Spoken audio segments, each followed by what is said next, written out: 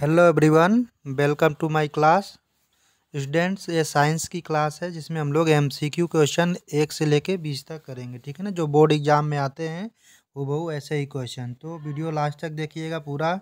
ठीक है, ऐसे जितने भी वीडियो आएंगे उनको भी आप लोग देखते रहेंगे ना, जो कि बहुत ही काम का होगा। ठीक है, स्टार्ट करते हैं जल्दी से। पहला क्वेश्चन क्या लिखा है कि the chips packet is flush with a gas X to prevent rancidity, identify X। आपको पता है कि जो चिप्स के पैकेट्स होते हैं कुरकुरे के, इसमें गैस भरी होती है ना, जिसकी वजह से देखिए यहाँ पे फिगर में देख सकते हैं कि फूला हुआ है।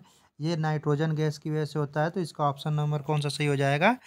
आपका सी हो जाएगा। ठीक है, option number C. Second question है बच्चों की, लिखा है कि strong heating of ferrous sulphate. Second है कि strong heating of ferrous sulphate. Ferrous sulfate leads to formation of the brown solid and two gases. These reactions can be categorized as, okay, आपको पता है कि FeSO4 को जब हम लोग हीट करते हैं तो क्या मिलता था? Fe2O3 ठीक है, और प्लस SO3 प्लस SO2, ये गैसें हम लोग को मिलती थी। इसी चीज़ के बारे में बात कर रहा है कि दो गैस निकल रही हैं और एक क्या मिल रहा है हमको? ब्राउन सॉलिड मिल रहा है। यानी ब्राउन सॉलिड किसका होगा? Fe2O3 का, फेरिक ऑक्साइड का। ठीक है, तो यहाँ से क्वेश्चन को आप पूछ रहा है कैटेगराइज करना, यानी आपको बताना है। सबसे पहले तो आपको ये पता होना चाहिए कि जैसे ही ये हीटिंग करके आप ये डिकम्पोजिशन का एग्जाम्पल है, तो डिस्प्लेसमेंट वाला ऐसे ही गलत हो जाएगा। ठीक है, ये भी डिस्प्लेसमेंट, ये भी तो साफ गलत है। सी और डी में आंसर होगा आपका। चेक करते हैं। Decomposition and exothermic. एक्जोथर्मिक में आपको पता बेटा जिसमें एनर्जी बाहर निकलती है, इसमें तो एनर्जी दी जा रही है तब तो निकल रहा है, इसका मतलब ये गलत है। Decomposition and redox action. Redox action मतलब जिसमें ऑक्सीडेशन रिडक्शन दोनों हो रहा है। ठीक है, और डिकम्पोजिशन है ही, तो ऑप्शन नंबर क्या होगा इसमें? डी सही हो जाएगा। ठीक है, come to the question number 3। Question number 3 क्या है बच्चों? थर्ड कह रहा है कि which of the following is used for dissolution of gold. आपको पता है कि जो गोल्ड होता है वो एक्वारेजिया से होता है ना डिजोल्यूशन, जिसके लिए आपको कंसनट्रेटेड एसिड्स भी काम नहीं करते हैं। तो हम लोग 1:3 बोलेंगे तो नाइट्रिक एसिड, HNO3 और HCl, इसका रेशियो हो जाएगा। अगर इसका उल्टा कर देंगे HCl और HNO3 यानी नाइट्रिक एसिड का, तो 3:1 हो जाएगा। ये रेशियो मिला के एक आपको नया सॉल्यूशन बनाते हैं जिसको हम लोग एक्वारेजिया कहते हैं, जिसमें हमारे गोल्ड और सिल्वर वगैरह को डिजॉल्व किया जाता है। ठीक है, तो फोर्थ नंबर पे आते हैं। Which of the following test tube appearances which is sorry will be observed. ठीक है, क्या लिखा है? ईफर वेसिन्स। ओके, किस में आएगा इसमें से? आपको इस पे देख सकते हैं कि यहाँ पे थोड़ा जूम करते हैं। NaCl सोडियम सॉल्यूशन है आपका, यहाँ पे एसिटिक एसिड दोनों में मिलाया जा रहा है ना, एक NaHCO3 का सॉल्यूशन है। तो आपको पता है कि AQPBC, ठीक है, NaOH वाला में नेक्स्ट में है, और इसके बाद में क्या है? Na2SO4 है। तो यहाँ से बच्चों आपको 4 ऑप्शन दिया है, यानी कि P, Q, R और S। इसमें से बताना है कि किसमें से हम लोग को क्या मिलेगा?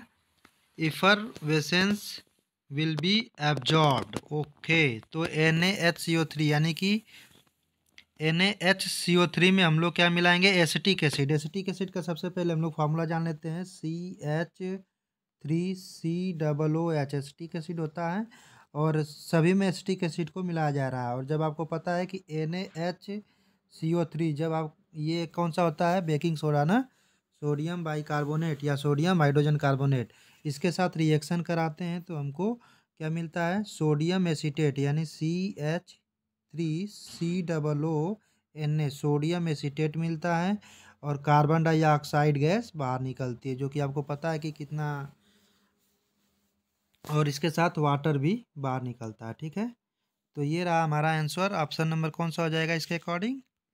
यानी कि क्यू नंबर किस में है? क्यू नंबर हमारे यहाँ पे ए नंबर में, तो ए इसका राइट आंसर हो जाएगा। ठीक है, यानी क्यू हो जाएगा। ठीक, आते हैं 5वें नंबर पे। क्या कह रहा है क्वेश्चन? 5वां नंबर क्वेश्चन है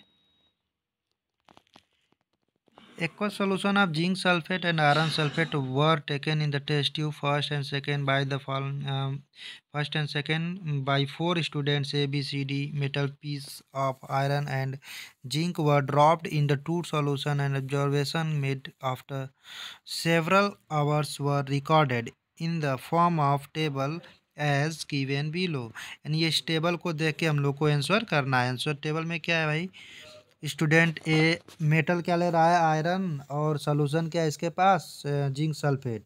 कह रहा है कि कलर किस में चेंज जाएगा, ग्रीन में सिल्वरी ग्रे कोटिंग होगी, डिपॉजिट या तो डिपॉजिट या तो कोटिंग। कोटिंग कोटिंग मतलब उस पर लेयर चढ़ जाएगी, डिपॉजिट मतलब गल के क्या हो जाता है, नीचे बैठ जाता है, ठीक है, उसको डिपॉजिट कहते हैं। तो यहाँ पे आयरन, पहला बात यहाँ पे देख लो बच्चों की Fe और ZnSO4, Fe less reaction zinc ना, तो यहाँ से रिएक्शन ही नहीं होगा, ये तो पहले ही गलत हो गया।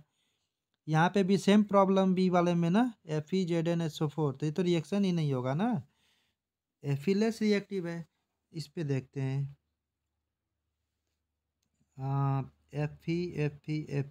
FeZnSO4, ZnFeSO4, ZnFeSO4, ABCD, ठीक। बी वाला में क्या आ रहा है, एक मिनट, नो चेंज तो लिखा है ना यहाँ पे, अच्छा हाँ, यहाँ पे लिखा है क्या, FeZnSO4 नो चेंज, कोई चेंज नहीं होगा, आयरन जिंक सल्फेट के साथ रिएक्शन करेगा। ओके, उसके बाद जिंक आयरन के साथ, आयरन सल्फेट के साथ रिएक्शन करेगा तो कलर फेडेड, कलर फेडेड मतलब कलर उसका थोड़ा सा चेंज जाएगा, grey coating, grey coating. Okay, ठीक है, गलत ही है। सी पे आते हैं, सी क्या कर रहा है, FeZnSO4 no change, no change, अच्छा हाँ, कोई ये वाला सही आपका आएगा, क्योंकि Fe लेस रिएक्टिव ZnSO4 यानी Zn से डिस्प्लेसमेंट नहीं करेगा, यानी कलर भी चेंज नहीं होगा, रिएक्शन भी नहीं होगा, इसलिए यहाँ पे डिपॉजिट नो चेंज, ठीक। लेकिन जिंक को FeSO4 के साथ रिएक्शन कराते हैं तो टर्न कलरलेस, सोल्यूशन कलरलेस हो जाता है, लेकिन ब्लैक डिपॉजिट, यानी हमारे यहाँ पे क्या बनता है, जिंक सल्फेट प्लस Fe हो जाएगा यहाँ पे, ठीक। तो Fe का हमको ब्लैक डिपॉजिट मिलेगा, यानी कि ऑप्शन नंबर सी किस में है, सी यहाँ पे है, student A, student B, student C, B में सही हो जाएगा, ठीक। स्टूडेंट सी सही है, ठीक, स्टूडेंट सी क्या है, सही है। थोड़ा देखिए यहाँ पे जंबल आंसर रहता है, यहाँ पे जल्दी से गलती नहीं करना है कि सी, यहाँ सी देख लिए तो यहाँ पे भी सी मार दिए, लेकिन सी देखिए नहीं है, सी स्टूडेंट डी लिखा है, तो बी वाला ऑप्शन सही हो जाएगा, ठीक। आते हैं 6 नंबर पे। 6 नंबर क्वेश्चन क्या है, विच of the following is non metal. इसमें तो बताना ही नहीं लग रहा है, बहुत आसान है, नाइट्रोजन नॉन मेटल होता है, बाकी सब मेटल हैं, ठीक।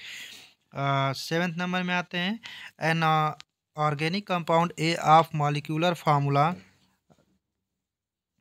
C2H6O। स्टूडेंट्स आपको ये बताए थे कि C2H6O को हम लोग क्या लिख सकते हैं, C2H5OH होता है, यानी एल्कोहल ग्रुप, और ये आपका एथेनॉल का यानी एल्कोहल का फार्मूला है, ठीक है, एथिल एल्कोहल या फिर एथेनॉल इसको बोलते हैं, ठीक है। और क्या लिख रहा है, oxidation gives an acid B. इसको अगर ऑक्सीडेशन करेंगे यानी ऑक्सीजन मिलाएंगे तो क्या देगा, एसिड बी देगा, ठीक है, with the same number of carbons, carbon change नहीं हो रहा है, ये भी बात है, in the molecule as A, जितने कार्बन ए में, यानी कार्बन ए में कितने हैं, सॉरी ए में कितने कार्बन है, C2 यानी 2 कार्बन है, तो जो बी फॉर्म हो रहा है उसमें भी कार्बन की संख्या कितनी होनी चाहिए, 2 ही होना चाहिए, ठीक। और क्या कह रहा है, a use for staining of the skin by doctor. आपको पता है कि ए यानी कि ये एथेनॉल किसके लिए, आपको sterilisation of skin by the doctor, यानी कि साफ जो यूटेंसिल्स वगैरह जो यूज करते हैं डॉक्टर ना, बैंडेज वगैरह कट करने के लिए सीजर्स वगैरह यूज किया जाता है, घाव साफ किया जाता है, सब इसके इस स्प्रिट में स्प्रिट का यूज करते हैं, ठीक। तो सब एथेनॉल से रिलेटेड होता है। तो नेम कंपाउंड एंड विथ ए तो फिक्स हो गया कि क्या हो गया हमारे पास, ए क्या है, एथेनॉल है, C2H5OH है, क्लियर है। और बी क्या हो जाएगा, जब हम लोग इसमें से रिएक्शन कराएंगे तो ये इक्वेशन लिख ही दिया हूँ, इक्वेशन में यानी रिजल्टेंट में हम लोग को क्या आएगा आंसर में, यहाँ से रिएक्शन कराने के बाद C2 तो सेम टू सेम रहेगा, तो यानी CH3COOH, ये हमारे को फॉर्म होगा। क्या होगा? CH3COOH। ठीक, यानी कि CH3COOH क्या होता है हमारे पास? Methanoic acid, ethanoic acid. क्या होगा बच्चों? आपको पहले से पता है, 2 कार्बन होता है तो उसको क्या बोलते हैं? एथ बोलते हैं ना। तो एथेनोइक एसिड आपका आंसर नंबर कौन सा सही हो रहा है इसमें से? सी नंबर। 7वां कौन सा हो जाएगा? C number. ठीक, 8वां नंबर पे आते हैं। 8वां नंबर क्या है? विच of the following does not respire through the lungs. Lungs से इसमें से कौन सा रिस्पायर नहीं है? ठीक, यानी इसमें से कौन है जो लंग्स से सांस वगैरह नहीं लेता है? ठीक है ना, इसकी बात कर रहा है। तो लंग्स से कौन नहीं लेता है? पहले नंबर डक की बात करते हैं। फ्रॉग यानी मेढक, मेढक तो दोनों से कर लेता है ना जी। मेढक के पास क्या होता है? डेवलप्ड हो गया रहता है ना लंग्स। व्हेल मछली भी है, डक है, ये भी सही है। टेडपोल, टेडपोल, टेडपोल इसी की वैरायटी है जो कि पानी में रहते हैं और उनके पास क्या होते हैं? गिल्स होते हैं। क्या होते हैं? गिल्स होते हैं। यानी कि ये टेडपोल्स जो है वो हमारा जो है माउथ में पानी को लेता है और गिल्स में रहता है। और गिल्स के पास क्या होता है? एक स्मॉल मेम्ब्रेन्स होते हैं जिसको हम लोग क्या बोलते हैं? लैमेला, लैमेला ना। इसके थ्रू वो क्या करता है? उसमें रेस्पिरेशन करता है। ठीक, तो यानी कि टेडपोल्स गिल्स के थ्रू करता है, तो इसमें जो है रिस्पायर थ्रू लंग्स नहीं होगा। इसका ऑप्शन नंबर डी सही हो जाएगा। ठीक है, 9 नंबर में आते हैं। क्या लिखा है? Select the group which shares maximum number of common characters. बताना है कि जो इसमें से कौन है जिसमें कॉमन कैरेक्टर सबसे ज़्यादा होंगे। तो 2 genera of family, second option है 2 individual of species, C number है 2 species of genus, and D number है 2 जेनरा, 2 जेनरा ऑफ 2 फैमिलीज। तो ऑप्शन नंबर 9 जो हो जाएगा इसमें, आपको पता है कि स्पेसीज क्या होती है? सबसे लोवेस्ट लेवल ऑफ क्लासिफिकेशन है। Species the lowest level of classification, जिसकी वजह से हम लोग अगर ये 2 इंडिविजुअल स्पेसीज है तो इससे हम लोग बहुत ज़्यादा बता सकते हैं कॉमन कैरेक्टर्स क्या हैं। तो इसलिए ऑप्शन नंबर बी सही हो जाएगा। कौन सा? B number. ठीक है, आपको पता है ना स्पेसीज क्या होते हैं? स्मॉलेस्ट है ना, यानी लोवेस्ट लेवल ऑफ क्लासिफिकेशन होता है। तो इससे हम लोग ज़्यादा अच्छे तरीके से कॉमन कैरेक्टरिस्टिक्स बता सकते हैं। नेक्स्ट नंबर 10 नंबर लिखा है कि जो क्या लिखा है? Chlamydia is related to. Chlamydia, अच्छा क्लेमाइडिया के बारे में बता देते हैं बच्चों। क्लेमाइडिया एक बीमारी है जो सेक्सुअल ट्रांसमिटेड डिजीज़ है, जिसमें क्लेमाइडिया ट्रैकोमेटिस का एक नाम का आपका क्या होता है? लिख देते हैं ट्रैकोमैटिस। ठीक है, यानी क्लैमाइडिया ट्रैकोमेटिस पूरा नाम है। ठीक है, क्लैमाइडिया ट्रैकोमेटिस नाम की बैक्टीरिया होती है। ठीक, जो कि सेक्सुअल डिजीज़ है एक तरह से, और हमारे यूरेथ्रा पे अटैक करती है। किस पे अटैक करती है? यूरेथ्रा पे। ओके, तो इसमें से ऑप्शन नंबर ए सही हो जाएगा। जो बैक्टीरियल HIV क्या होता है? वायरस होता है। ठीक, ये भी सेक्सुअल होता है। तो लेकिन यहाँ पे क्या है? यूरेथ्रा, ऑप्शन नंबर ए हो जाएगा। ठीक है, 11 नंबर पे क्या होगा हमारा? 11 नंबर पे क्वेश्चन है विच of the following was not the outcome of Mendel's experiments. इसमें से बताना है कि इसमें से कौन सा ऐसा आउटकम है जो मेंडल एक्सपेरिमेंट में नहीं आया है। ठीक, मेंडल एक्सपेरिमेंट में इसमें से कौन सा आउटकम्स है ऐसे जो नहीं है ना? Was not the outcome of Mendel's experiment. सबसे पहला लिखा है factors resides in chromosomes. Dominant traits, अच्छा ये होता था। इंडिपेंडेंट असॉर्टमेंट, ये भी सही है। इसमें आप पढ़े होंगे ना मेंडल्स एक्सपेरिमेंट, जो इनहेरिटेंस का नियम बताए थे सब, जिसमें पी वगैरह पे भी एक्सपेरिमेंट किए थे ना। सेग्रेशन ऑफ फैक्टर्स, ये भी होता है। फैक्टर्स रिसाइड द क्रोमोजोम, ये गड़बड़ बता रहा है। क्रोमोजोम्स पे फैक्टर रिसाइड्स नहीं करता था, यानी ये नहीं था ना। यानी आंसर नंबर ए इसका क्या हो जाएगा? 11 का क्लियर हो जाएगा। ठीक, ये सब होता है, तो option number A is the correct. 12 number is the name a plant that does not have a transport system. इसमें से बताना है कौन से प्लांट है जिसके पास ट्रांसपोर्ट सिस्टम नहीं होता है ना। 12 नंबर, ट्रांसपोर्ट सिस्टम नहीं होता है, तो ये मैंगो ट्री, बेंजान ट्री, ये सब के पास होता है। ये बनाना यानी केला, उसमें तो और अच्छा होता है ना जी, उसमें पोर्स ज़्यादा अच्छे पाए जाते हैं। और ये क्या है, क्लेमाइडोमोनस। ठीक, इसमें आपका क्लेमाइडोमोनस में, हाँ, इसमें हमारा ट्रांसपोर्ट सिस्टम नहीं पाया जाएगा ना। बनियान ट्री में तो पाया ही जाता है, मैंगो में भी पाया जाता है, तो ये हमारा आंसर हो जाएगा। इसमें हमारा ट्रांसपोर्ट सिस्टम नहीं है। ट्रांसपोर्ट सिस्टम आप पढ़े होंगे, जाइलम एंड फ्लोएम होता है, ठीक है, प्लांट्स के अंदर। ठीक, 13 नंबर पे क्या होता है, what does the tangent at any point on magnetic field lines indicate. बच्चों ये बहुत ही अच्छा क्वेश्चन। टेंजेंट जो होता है, आप पता है ना, सर्कल कोई बनाते हैं तो उसका क्या है, ये ऐसे टच करते हुए जो लाइन जाती है, इसको हम लोग टेंजेंट बोलते हैं। तो टेंजेंट जो होता है किसके, मैग्नेटिक फील्ड लाइन के बारे में बात कर रहा है। तो मैग्नेटिक फील्ड लाइन के जो टेंजेंट होते हैं वो किस चीज़ को शो करते हैं, आपको याद होगा, ऐसा आप north north pole, south pole, north to south ऐसे बनाए होंगे। ठीक, मैग्नेटिक फील्ड लाइंस कहाँ जाती है, नॉर्थ से निकल के साउथ की ओर जाती हैं। तो नॉर्थ पोल में तो कहीं पे भी ऐसे अगर टेंजेंट ड्रॉ करेंगे तो ये टेंजेंट किसको रिप्रेजेंट कर रहा है, डायरेक्शन ऑफ करेंट्स को, कि डायरेक्शन ऑफ मैग्नेटिक फील्ड को, मैग्नेटिक फील्ड को ना, क्योंकि फील्ड लाइन बता रही है।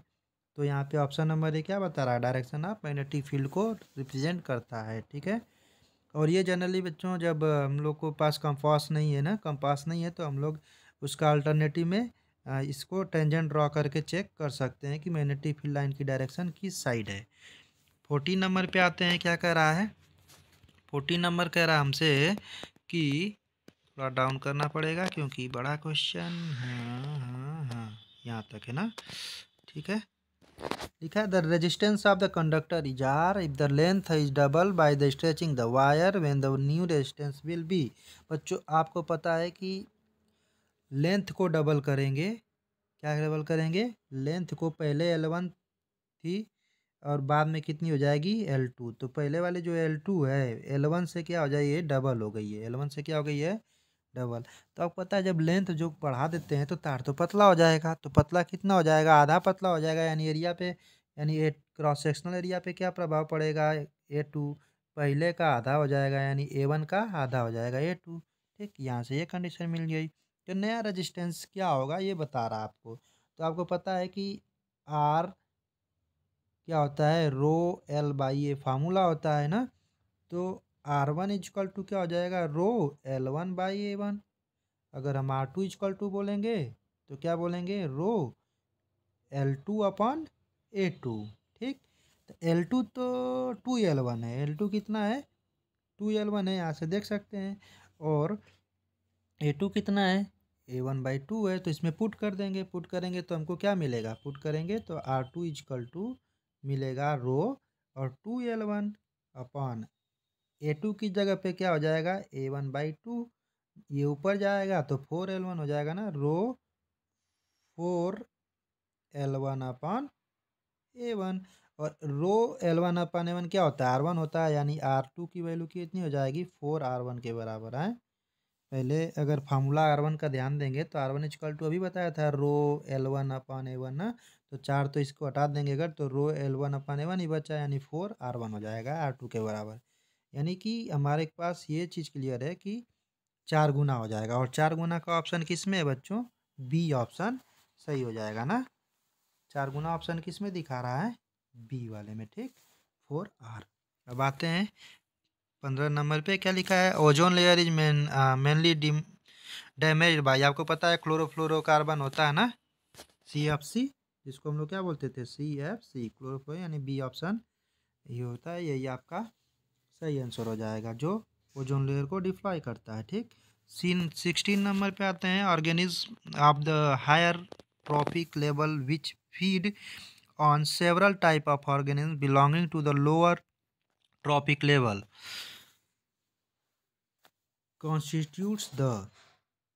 जब कोई trophic level, higher level which feed on several type of organism belonging to lower trophic level, यानी हाई लेवल वाला जो ऑर्गेनिज्म है लो लेवल वाले को क्या कर रहा है, फीड कर रहा है। तो इस केस में हम लोग इस चीज़ को हम लोग किस किस कैटेगरी में रखते हैं, इकोसिस्टम बोलते हैं या फूड वेब बोलते हैं, इकोलॉजिकल पिरामिड बोलते हैं, या फिर हम लोग क्या बोलते हैं, सी फूड चेन इकोनॉमी। तो इसको एक आपको पता है 16 नंबर जब ऊपर से नीचे तक आता है फूड चेन, तो इसको फूड वेब बोला जाता था ना। आप एक बार अच्छे से देख लेंगे फूड वेब का जो डायग्राम होता है आपको मे बी बायो वाले सेक्शन में लास्ट में चैप्टर में दिया है, ठीक है, जो कि क्या होता है हमारा फूड वेब होता है ना। तो ऑप्शन नंबर कौन सा सही हो जाएगा, बी सही हो जाएगा। और यहाँ पे 17 से 20 तक बच्चों एसर्शन रीजन होता है, जो कि यहाँ पे आप देख सकते हैं एसर्शन रीजन, ठीक है।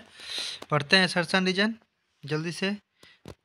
17 नंबर ना, 17 नंबर क्या है हमारे पास कि एक्सपोजर ऑफ सिल्वर क्लोराइड यानी टू सनलाइट। आप डिकम्पोजिशन का चीज़ आ गया ना, सिल्वर क्लोराइड को सनलाइट में रखते थे तो आपको पता था क्लोरीन बाहर उड़ जाता था और ग्रे कलर का हमको सिल्वर मिल जाता था ना, डिकम्पोजिशन ऑफ सिल्वर क्लोराइड इसको कहते थे। अच्छा ठीक है, अच्छी बात कर रहा है। तो नेक्स्ट क्या रहा है, in this process sublimation of silver chloride takes place. हाँ ये भी सही है। 17 जो क्या कह रहा है कि इसमें क्या होता है कि in this process sublimation of silver chloride take place. हम लोग तो इसको डिकम्पोजिशन में पढ़ते थे ना जी, ना फोटो डिकम्पोजिशन, तो सब्लिमेशन तो होगा नहीं, यानी कि गलत है ना। आर क्या है बच्चों, गलत है, और ए सही है। ऐसा ऑप्शन हमको किस में देखने को मिल रहा है, सी नंबर में देखने को मिल रहा है, ठीक है। तो 17 का सी यानी A is true but R is false, ठीक। 18 नंबर पे आते हैं बच्चों, लिखा है असर्शन ए में क्या है, regeneration is getting a full organism back from its body part. Regeneration जो होता है वो क्या होता है, a full organism back from its body parts. हाँ पूरा ऑर्गेनिज्म आता है, सही बात है। रीजनरेशन में क्या होता है, पूरा ऑर्गेनिज्म बैक में यानी वही बॉडी पार्ट मिलता है, सही है। नेक्स्ट लिखा है in grafting the stocking is placed over the scion. Grafting ये सब आप पता है कौन सा चैप्टर से है ना, रिप्रोडक्शन वाला जो चैप्टर है उसी में है आपका, ठीक है ना। तो इसमें आपको बी वाला जो सॉरी रीज़न जो दे रहा है ऊपर से तो कोई कनेक्टर नहीं लग रहा है। ग्राफ्टिंग वगैरह जो तो प्लांट में होता है ना बॉडी पार्ट। तो यहाँ से grafting is the in the grafting the stock is placed over the, हाँ ग्राफ्टिंग में आपको तय करके वहाँ पे लगाते हैं। तो ये भी सही है, आर भी सही है और एज ए भी सही है, ठीक है। तो इसका आंसर कौन सा हो जाना चाहिए, असर्शन और रीजन दोनों सही है, लेकिन दोनों अलग अलग बात कर रहा है। तो ऑप्शन नंबर बी में क्या दिखा रहा है, बी में both A and I is true but R is not the correct expression of A. हाँ आपका आंसर क्या होगा, बी हो जाएगा, ठीक है। दोनों सही है लेकिन जो आर यानी रीजन बता रहा है, ए का एक्सप्लेनेशन नहीं कर रहा है, ठीक है। दोनों के दोनों अपना अलग अलग फैक्ट बता रहे हैं, ठीक, इसलिए ऑप्शन नंबर बी सही हो जाएगा। 19 पे आते हैं, लिखा the Fleming left hand rule. आपको फ्लेमिंग लेफ्ट हैंड रूल याद होगा, the direction of magnetic force and current are mutually perpendicular. बहुत बढ़िया। फ्लेमिंग रूल क्या कहता था जी, direction of current mutually perpendicular to the force होता है, सही बात है। रीजन क्या कर रहा है, Fleming left hand is applied to measure the induced current. ओहो गड़बड़ी कर दिया ना। फ्लेमिंग इंड्यूस्ड करंट एक दो चीज़ होता है, देखिए एक में करंट बनती है ना, एक में करंट यूज होती है, यानी एक में इलेक्ट्रिसिटी से हम लोग मैकेनिकल एनर्जी में कन्वर्ट करते हैं जो मोटर होता है, और एक जनरेटर होता है जो मैकेनिकल एनर्जी को हमको कन्वर्ट करके किस में देता है, करंट में। तो इसको हम लोग इंड्यूस्ड करंट कहते हैं, यानी जनरेटर की बात कर रहा है, ठीक है। और जनरेटर में हमारे पास क्या होता है, जनरेटर जो होता है वो इंड्यूस्ड करंट फ्लेमिंग के राइट हैंड रूल के हिसाब से काम करता है और लेफ्ट हैंड रूल के हिसाब से मोटर काम करता है। तो यहाँ पे इंड्यूस्ड करंट के लिए लेफ्ट हैंड रूल नहीं राइट हैंड रूल लगाएंगे, जो कि गलत है, ठीक है। यहाँ से आपको आर गलत है ना, ऊपर वाला सही था। परपेंडिकुलर होता है, फोर्स और करंट मैग्नेटिक फील्ड सब एक दूसरे के क्या होते हैं, परपेंडिकुलर होते हैं, वो बात सही थी। तो ऑप्शन नंबर सी इसका सही होगा, A is correct but R is false. आते हैं बच्चों अंतिम क्वेश्चन पे। ठीक है, अंतिम क्वेश्चन क्या कह रहा है, 20 नंबर जो है, असर्शन में an ecosystem consist of living biological community and it is non living environment.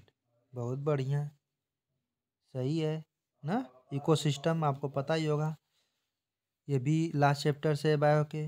Ecosystem functions as self sufficient और इंडिपेंडेंट यूनिट इन नेचर। कह रहा है कि इकोसिस्टम इंडिपेंडेंट, नेचर से इंडिपेंडेंट भी हो सकता है, सेल्फ में खुद में क्या है, सफिशिएंट है, सफिशिएंट फंक्शंस करते हैं।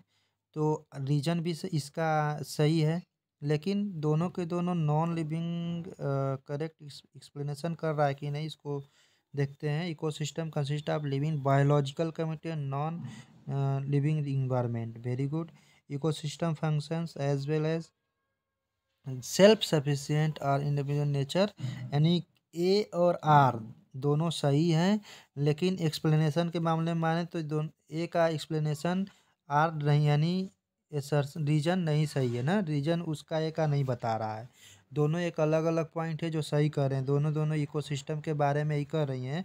लेकिन पहली जो लाइन कर रही थी, ecosystem consist of living biological community and it's known the living environment, ये जो आपका असर्शन है, इसका करेक्ट रीजन ये चीज़ नहीं बता रहा, ये अलग बात कर रहा है। लेकिन दोनों बात क्या है, सही है, इसलिए ऑप्शन नंबर बी हम लोग टिक करेंगे। ठीक है, इसको आप लोग चैप्टर नंबर लास्ट में जो है इन्वायरमेंट वाले में, बायो में आप लोग देख लेंगे एक बार और अच्छे से।